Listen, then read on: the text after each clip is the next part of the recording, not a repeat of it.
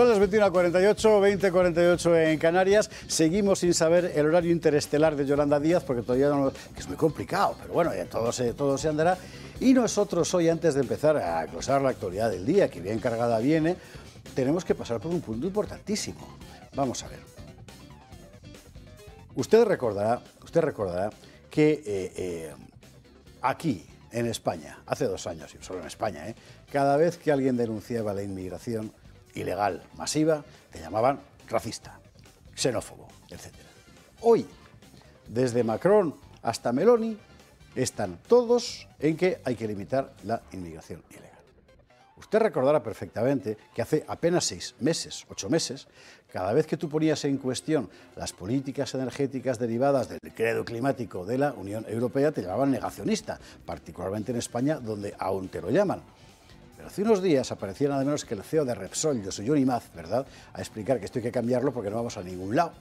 Y el otro día, el premier británico, Sunak, británico como su propio nombre indica, anunciaba la reconsideración de toda la política energética británica, particularmente en materia de automoción, precisamente por esto. Vale, ¿a quién han llamado racista? ¿A quién han llamado xenófobo? ¿A quién han llamado negacionista? ¿A quién deberían darle ahora la razón, cosa que no van a hacer? A Vox, y particularmente a Jorge Buxade. Muy buenas noches. Buenas noches. A Vox y a todo el grupo parlamentario del Parlamento Europeo de Conservadores y Reformistas que estáis esta semana de jornadas de estudio. Por supuesto, efectivamente. Somos el grupo que ha clamado en el Parlamento Europeo, en comisiones y en pleno, ante la falta de sentido común, la falta de el vivir fuera de la realidad de las políticas que se han desarrollado en Bruselas en los últimos al menos 4 años, en realidad más, pero por lo menos la legislatura que conocemos. Y efectivamente, esta semana, pues eso, dominado por la investidura o el intento de investidura del presidente del Partido Popular, pues no ha salido mucho en los medios, pero hemos tenido el orgullo, el honor de recibir por primera vez en la historia una reunión política en España del grupo de conservadores y reformistas europeos. Han venido diputados, pues que no me deje ninguna, pero Italia, Croacia, Polonia, Bulgaria, Rumanía, Holanda, Chequia, no sé si me he dejado alguna, y por supuesto España, y hemos estado 3 días con debates en concreto respecto de la inmigración, respecto del Pacto Verde Europeo y también un tema que es muy importante en la Unión Europea y son las relaciones de la Unión Europea y la iberosfera, la hispanidad, América del Sur, la defensa de la democracia ante la penosa política del líder socialista Borrell, que es el vicepresidente y el que está colaborando con el mantenimiento de esas dictaduras en América en lugar de luchar por la democracia, la libertad, el Estado de Derecho y la soberanía de las propias naciones americanas. Vamos a ir por partes porque son asuntos absolutamente cruciales. Es decir, si usted tiene ahora las calles de España, las de París ni le cuento, ¿verdad?, como las tiene, no es solo por la dejación del gobierno nacional, que sí, sino porque es que desde hace años una política europea de tolerancia infinita con la inmigración ilegal masiva, hasta el punto de confundir deliberadamente el estatuto clásico y nobilísimo de refugiado con la inmigración socioeconómica, lo cual es una barbaridad. Que ahora, a estas alturas, haya un cambio de orientación es bueno, pero conviene explicar quién se equivocó y quién debería pedir perdón. Ahora mismo, después de la catástrofe de Lampedusa, la situación es la que nos cuenta Miguel Gutiérrez. La inmigración descontrolada ha sido uno de los grandes problemas de Europa durante la última década. A pesar de ello, la Comisión ha impulsado el multiculturalismo hasta que la situación se ha vuelto insostenible. Veamos los datos del año pasado. Se produjeron 331.000 entradas ilegales, el 44,6% por mar y el 55,3% por tierra. Supone un aumento del 66% con respecto a 2021. España es uno de los principales damnificados por los flujos de la inmigración ilegal. El año pasado entraron 31.219 personas de forma irregular.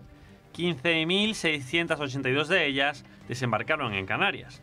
Este año la situación ha empeorado. En el archipiélago con 14.359 entradas hasta la fecha, lo que supone un 24,6% más que el año pasado. Italia es también el destino de muchos inmigrantes irregulares. Ejemplo de ello es Lampedusa, isla a la que llegaron 10.000 personas en cuestión de días. Otro dato relevante es la procedencia de esta inmigración irregular. Los principales emisores son Siria, Afganistán y Túnez, seguidos de Egipto, Bangladesh e incluso Marruecos. Países con poblaciones de difícil integración en Europa por las incompatibilidades culturales existentes entre ambas. Estos inmigrantes son ilegales y pesan sobre muchos de ellos órdenes de expulsión. En 2022 se emitieron 420.000, pero solo se efectuaron 77.500, es decir, un 18,5% del total.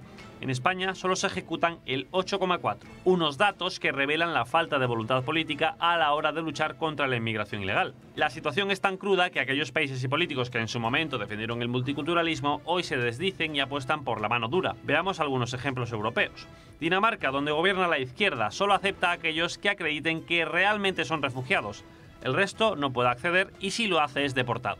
El Ejecutivo ha impulsado además una ley antiguetos. Lo mismo pasó en Suecia, cuando vio que el 20% de la población ya era de origen extranjero y que apenas la mitad tenía empleo. El gobierno rechaza el Pacto sobre Migración y Asilo de la ONU que impulsa las políticas de puertas abiertas. Alemania, principal promotora de las llegadas, plantea reforzar el sistema de deportaciones y limitar la acogida de refugiados a 200.000 al año. El Reino Unido, que se marchó de la Unión Europea en parte por la inmigración, dice esto. And a misguided dogma of multiculturalism have proven a toxic combination for Europe over the last few decades.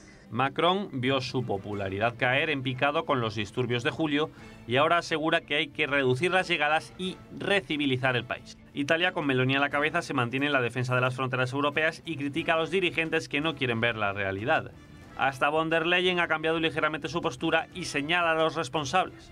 But we will decide who comes to the European Union and under what circumstances, and not the smugglers and traffickers. Así, muchos promotores del multiculturalismo ahora reniegan de él, porque la realidad se acaba imponiendo. La realidad se acaba imponiendo, pero no cree usted que van a pedir perdón. En fin, a Meloni la tenéis esta semana por videoconferencia, si no me equivoco, ¿no? Pues no sé en qué evento. Sí. En las jornadas de estudio. Ah, ¿Va a intervenir? Sí. No, intervino. Ha intervenido ya. Perdona, sí. Intervino ayer. Ayer Giorgia Meloni, Morawiecki, presidente de Polonia, y la presidenta del partido en Finlandia, que es ministra de Hacienda también en Finlandia, que es otro de las elecciones que los partidos conservadores han formado parte de los gobiernos en Europa. Suecia, Finlandia, Chequia, Italia, Polonia y Hungría, que no está dentro del grupo de conservadores y reformistas, pero es un partido Fidesz con el que tenemos muy buenas relaciones. Sí, lo de Fidesz dentro del Parlamento Europeo es para escribir un libro, así que no vamos a entrar ahí porque nos perderíamos. Pero vamos a la cuestión mollar, que es la de la inmigración. De todos los gobiernos europeos da la impresión de que el español es el único que sigue llamándose andanas. El español es el único que, como menos, no ha hecho ninguna declaración en esta línea y es un pequeño reportaje muy bueno de lo que están diciendo. Pero están diciendo esto porque están intentando cubrirse ante las próximas elecciones. Macron dice eso porque tiene un gobierno muy débil en el que sabe que en cualquier momento puede caer y tiene la presión de otros partidos que desde su derecha llevan años defendiendo la protección de las fronteras. Lo mismo en el Reino Unido, por supuesto, el gobierno alemán. Lo digo porque hoy mismo salía la noticia que en la reunión en el Consejo de la Unión Europea parece que el Consejo ha desbloqueado el reglamento de crisis con los únicos votos en contra de Polonia y de Hungría. Y que una cosa son las declaraciones políticas y otra cosa es la realidad. Ahora mismo, ¿qué ha sucedido durante esta legislatura? Antes de la legislatura, von der Leyen saca un proyecto que son 5 grandes documentos, el Pacto de Asilo e Inmigración, que es una barbaridad y que en el Parlamento Europeo se ha estropeado porque el Parlamento Europeo está girando a la izquierda o está girado a la izquierda porque el Partido Popular Europeo, que es el gran partido, siempre que tiene que tomar una decisión, ha preferido mirar a la izquierda, al Partido de los Liberales, donde está Ciudadanos, o al Partido Socialista, o incluso a los Verdes y a la izquierda. Y nunca ha mirado a nuestro lado, por ese desprecio intelectual que tienen hacia millones de europeos. ¿Qué sucede? Es que han perdido el gobierno en Italia, han perdido el gobierno en Suecia, han perdido el gobierno en Chequia, han perdido, por supuesto, esperemos, no van a recuperar el gobierno en Polonia. En Hungría Orbán ganó de calle. Y en todos los países de Europa, estas opciones políticas, las que defendemos nosotros, que son las del sentido común, que es protejamos nuestra frontera, protejamos nuestras libertades, están creciendo. Y hay una pequeña reacción a nivel de declaraciones. Y ahora estamos en si aprobamos ese paquete de asilo. Un paquete de asilo que, entre otras cosas, pretende darle el control de las fronteras a la Comisión Europea. Y las fronteras son de las naciones. No podemos dejar en manos el control de nuestras fronteras en manos de los burócratas de Bruselas. Esto es interesante porque da la impresión de que todas estas medidas Vamos a ver, es decir, yo podría entender que la Comisión Europea dijera, señores, la única forma de arreglar esto es que yo me haga cargo. Bueno, si te explican para qué, pero es que da la impresión de que en realidad es una medida orientada explícitamente a que Polonia y Hungría no pueden hacerlo. Efectivamente. Entre otras cosas, Polonia y Hungría no pueden hacerlo, que son los que lo hacen, y que ningún otro país, por ejemplo Italia con Giorgia Meloni, o pues, cualquier otra nación, pues pueda ponerse a defender sus fronteras, que es defender la libertad de sus ciudadanos y la soberanía de la nación. Yo creo que es un tema muy potente, ¿eh? Yo creo que hay que explicarlo y nuestros espectadores, o vuestros espectadores, que además que son tipos inteligentes, lo van a entender. Es que la Unión Europea, la Comunidad Europea, nace con una voluntad. Creamos un espacio en el que dentro nos movemos libremente y, por tanto, la eliminación de las fronteras de España con Francia o España con Portugal. Pero eso exige, por supuesto, la protección brutal de la frontera exterior. Porque si no, no hay espacio alguno. Claro.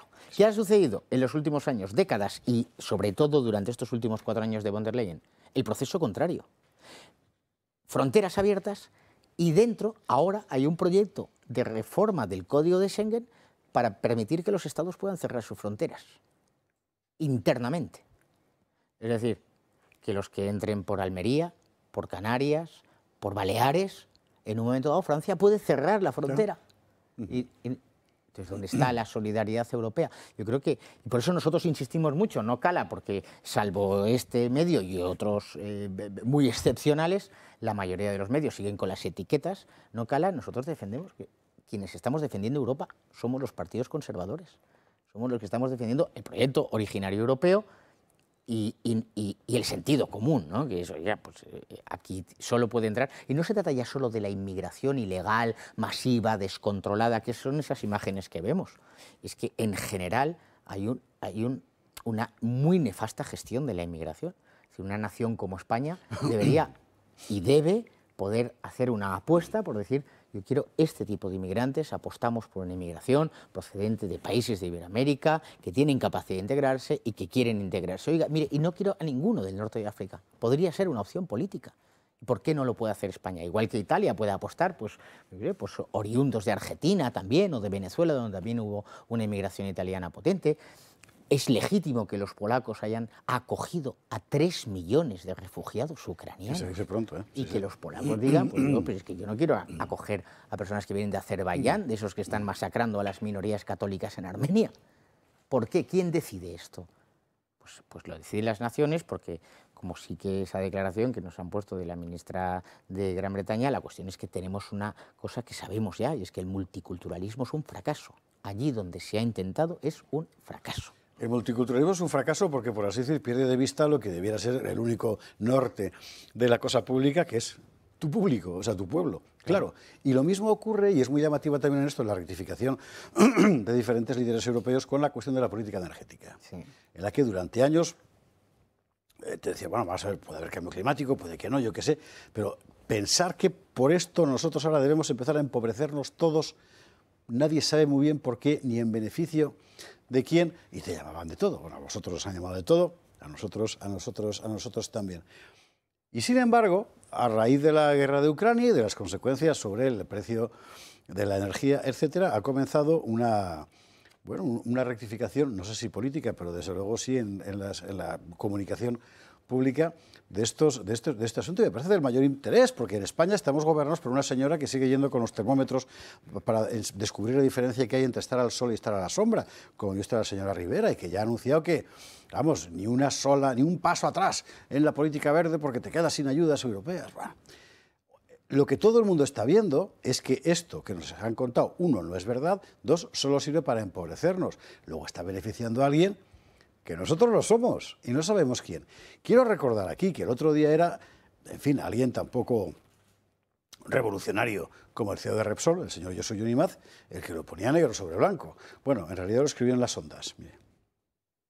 Que exista una ley de clima aprobada en el Congreso de los Diputados hace 2 años, en la cual se prohíbe la exploración y la producción de gas en España, es una aberración. El sector de automoción está amenazado por una serie de medidas de transición energética absolutamente incorrectas. La electrificación. Estamos haciendo una movilidad para ricos. Estamos haciendo una movilidad que gran parte de la población no puede pagar. Una movilidad para ricos. Bueno, claro. Y es que, vamos a ver, el capitalismo, por mucho que se identifique con el señor Goro de la chistera y tal, funciona si la gente tiene libertad para consumir y el dinero circula, si no, no hay. Claro, imagínese usted lo que es en el caso de países con industria automovilística fuerte. La española lo es, la británica también. ¿Qué han hecho los ingleses? Rectificar. Sunak lo anunciaba el otro día. Así que, para darnos más tiempo a que nos preparemos, hoy anuncio que vamos a relajar la transición a los vehículos eléctricos. Aún podréis seguir comprando coches y furgonetas de petróleo y diésel hasta 2035, e incluso más tarde. Podréis comprarlo de segunda mano. Alineamos nuestra posición con países como Alemania, Francia, España, Italia, Australia, Canadá, Suecia y estados como California, Nueva York y Massachusetts. Bueno, España ya habría que presentar a Teresa Rivera, pero bueno, aquí lo fundamental es este asunto. Y el Reino Unido ya no está en la Unión Europea, pero se ha sometido al mismo modelo de política climática. Yo siempre cuento aquí la historia alucinante de que el texto que se presenta en las Cortes Españolas de Ley del Clima es el mismo que se presenta en la Asamblea Francesa. Allí tienen más punto honor y dijeron, bueno, esto no lo vamos a tratar de que parezca francés. Pero es una cosa impresionante. ¿Os han llamado ya para pediros perdón? No, ni nos van a llamar para pedir perdón, ni nos van a llamar para pedir consejo de cómo podemos resolver esto. Hay muchas cosas a decir. Una, efectivamente, Francia, España, Alemania, Gran Bretaña, todo, porque esto no es una cosa europea. Esto viene de ese documento que nos han colocado la semana pasada otra vez, porque estamos a mitad del periodo de la aplicación de la Agenda 2030. Sí. Eso que venden todos los políticos como algo pues beneficioso y que pues parecen palabras loables, lo hemos explicado muchas veces, pero hay que insistir, pero luego detrás de esas palabras aparentemente loables hay políticas desastrosas para las clases populares, para las clases medias de toda Europa. Lo de Gran Bretaña es un escándalo, porque es que ellos habían ido más lejos, habían prohibido el motor de combustión en el 2030 y ahora han dicho al 2035 para equipararlo a la barbaridad que se adoptó en el Parlamento Europeo este año, que es la prohibición en 2035. Y además es una norma que todo el mundo sabe que no se va a aplicar. Porque quedan, ¿cuántos años? 12 años. Sí. 12 años para que todo el parque automovilístico europeo se convierta en un coche eléctrico. Es decir, para que todo el mundo tenga que comprar un coche a 60.000, 70.000, 50.000 euros. ¿Quién puede? ¿Quién puede? Y para que en todas las provincias españolas tengas 10, 12, 14, 25 puntos de recarga, es ridículo. No, cada 50 kilómetros o 100 kilómetros. Y además, en esos edificios, pues yo qué sé, pues efectivamente, quienes viven en urbanizaciones, pues a lo mejor pueden tener un cable a su casa, pero ¿cuántos españoles viven en urbanizaciones? Solo unos poquitos. Y en urbanizaciones de lujo, solo unos poquitos. Los que viven, efectivamente, claro, en un edificio de 10 plantas, con 4 pisos por planta, como viven la mayoría de los españoles, ¿cómo pueden? Es todo un engaño, toda una mentira y efectivamente hay toda una serie de intereses de las grandes empresas, de los grandes lobbies, tenemos a las eléctricas, el gas, tenemos... ¿Qué debe hacer un político? Un político tiene que aplicar simplemente el sentido común y la protección de sus clases, lo que decías tú, de su comunidad nacional. A ver, los españoles, ¿cuál es nuestra estructura social, nuestra estructura económica, nuestra estructura geográfica? España es un país grande dentro de la Unión Europea. Hay países muy pequeñitos en los que a lo mejor de un lado a otro del país pues son 2 horas de conducción, pues un coche eléctrico podría tener sentido, pero en España, ¿cómo vas desde Barcelona hasta a Madrid o de Barcelona a Sevilla en un viaje? ¿Y cómo mantenemos todo esto? Es decir, lo que pasa es que los de arriba, esas élites que nosotros criticamos y que viven en Bruselas y que viven en Davos y que viven en Nueva York, efectivamente, y que todo esto no les afecta, solo van a cambiar cuando les afecte. Tenemos la anécdota, lo que habrá que llamar a partir de ahora el efecto Pony, que va a pasar a formar parte de la ciencia política. Exactamente. Nos da igual lo que sufran los ganaderos, nos da igual lo que sufran las comunidades rurales, y se prohíbe la caza del lobo, del oso, de los grandes carnívoros, pero claro, cuando afecta al pony de von der Leyen, pues entonces hay que cambiar toda la política ganadera de la Unión Europea. La ciencia política. Precisamente de este punto era el último que yo querría tocar, que es el agrario. Es donde todavía no se ve la rectificación, al revés, por parte de ya no solo de las instituciones europeas, sino de gobiernos nacionales como el holandés o el español, con diferentes grados de salvajismo, pero cuya política es deliberadamente de destrucción del tejido agropecuario nacional. ¿Y ahí la posición de los conservadores y reformistas europeos es homogénea? Es absolutamente homogénea. Yo creo que esos tres temas son los que, unido al de la defensa de la soberanía y la integridad territorial de las naciones, nos une a todos los partidos conservadores, y luego a partir de ahí hay diferencias. Y ahí no hay rectificación, ni creo que vaya a haber rectificación, porque es un pilar fundamental de esa Europa que ellos quieren. Una Europa en la que el sector agrario, el sector ganadero, el sector pesquero, todo el sector primario europeo se arrienda a terceros estados. Entonces, hay que adquirir de Marruecos, de Turquía, de Sudáfrica, de Egipto, de donde sea, porque en términos de eso que ellos han denominado el comercio internacional, pues sale más a cuenta. Y están sufriendo nuestros sectores productivos, ¿no? Pero, por ejemplo, Polonia ha decidido prohibir la entrada de gas de grano ucraniano. Sí, cierto. Y han acogido a 3 millones de refugiados ucranianos, porque saben efectivamente que será un tema humanitario, de defensa de mujeres y de niños que huían de una guerra. Los hombres a luchar por su país.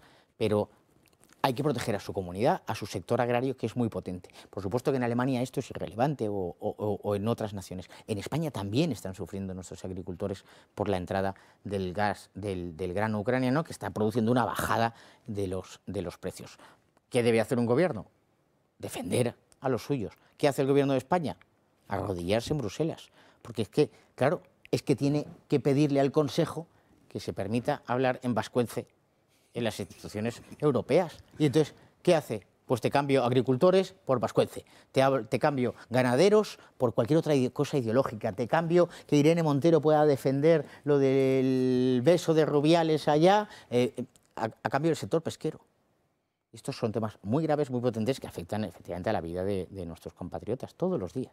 Ya que ha sido Jorge Buxader que ha sacado el tema de política nacional, una última pregunta tiene que ir, evidentemente, a esto, más después de conocer el comunicado conjunto de Junts y Esquerra, en el que abiertamente apuestan por el PAC, es decir, el binomio amnistía más autodeterminación. Le pregunto a Jorge Buxader, no tanto como político que pertenece a Vox, que también por supuesto, sino como catalán, claro, como catalán.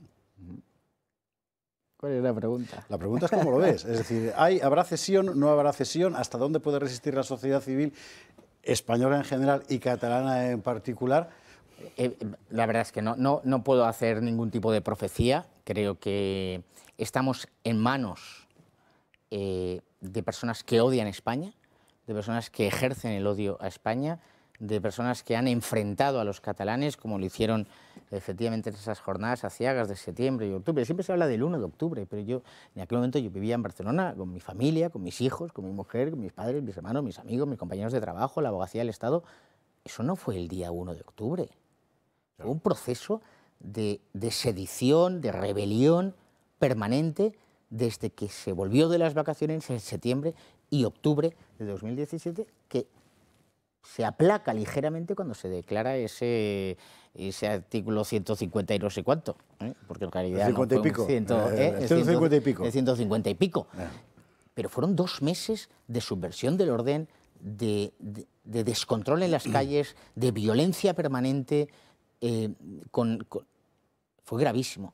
Y ese es el lugar en el que estamos ahora. El único análisis que puedo decir es que creo que los españoles tenemos que ser absolutamente conscientes de que nos estamos jugando de verdad la unidad nacional, que es el fundamento de nuestra Constitución, pero la unidad de España, su integridad territorial, nuestra legalidad y al final nuestros derechos, porque al final todos nuestros derechos dependen de la unidad nacional. Si España se rompe, nuestros derechos desaparecen.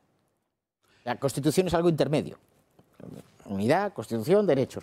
Pero en realidad lo importante, y eso es muy grave, y estamos en manos de personas que odian España, y estamos en manos también, pues si finalmente mañana la votación de Alberto Núñez Feijóo pues no sale adelante, como parece previsible, pues estamos en manos de un demente que es Sánchez. Sánchez se ha comportado como un sociópata, como alguien que ha actuado permanentemente como un enemigo del pueblo.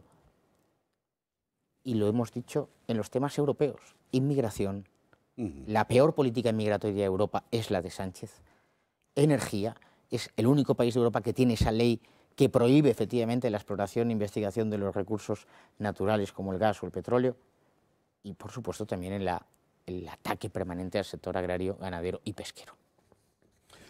Don Jorge Buxade, muchísimas gracias. Gracias. Muy buenas noches. Vosotros. Nosotros nos vamos. Por cierto, tiene usted casi toda la información, casi, irá saliendo más, sobre estas jornadas de estudio del Grupo de los Conservadores y Reformistas Europeos en Gaceta. Está informando abundantemente de la cuestión. Nos vamos a la publicidad y a la vuelta. Bien, Alejo Vidal Cuadras, Teresa Gómez, Adolfo Prego y Joaquín Robles para empezar a examinar toda la actualidad política y futbolística. Hablo del Barça. Lo vemos también.